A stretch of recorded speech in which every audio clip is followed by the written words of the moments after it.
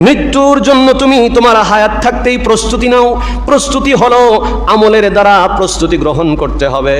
ভাইরা আমার, বাবাজিরা আমার, কলিজার টুকরা সোনামানিক যুবক ভাইরা, একটু বিবেক খাটিয়ে মনটাকে আল্লাহমুখী করতে হবে। কত মানুষ চলে যায়, আসার সিরিয়াল আছে, যাওয়ার কোনো সিরিয়াল নাই। কত মানুষকে, কত দোকানদার, কত ব্যবসায়ী ভাইকে বলা হয় ভাই সালাত পড়েন, ব্যস্ততার কারণে মসজিদে আসতে পারে না।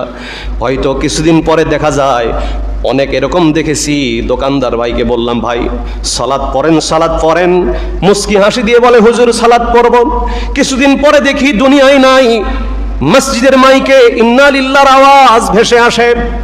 বাজারে গিয়ে দেখি ওই দোকানের ক্যাশ বাক্সের সামনে অন্য আরেকজন ব্যক্তি বসে আছে। বুকের ভিতরে মোচড় দিয়ে উঠে অশ্রুসিক্ত হয়ে যায়, বড় কষ্ট লাগে। হারে, এই তো দুনিয়ার বাস্তবতা। যে ভাইটাকে কিছুদিন আগে বললাম সালাত পড়েন, সালাত পড়েন, সালাত পড়ে না, এক ওয়াক্ত সালাতে আসে না, ব্যস্ততার কারণে দুনিয়া থেকে বিদায় হয়ে গেছে, তার ব্যস্ততা শেষ হয়ে গেছে।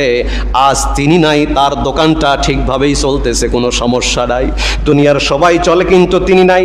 ও ভাইরা আমার, বাবাজিরা আমার, এই বিবেকটা কাজে লাগাতে হবে। দুনিয়াতে আমরা ক্ষণিকের মুসাফির। এই সময়ের ভিতরে আমাদেরকে আমল করে আল্লাহর রেজামন্দি হাসিল করতে হবে। আল্লাহ রব্বুল আলামিন আমাদের সবাইকে ঈমান, আমল এবং হেদায়েতের উপরে আমৃত্যু টিকে থাকার তৌফিক দান করুন। আল্লাহুম্মা আমিন।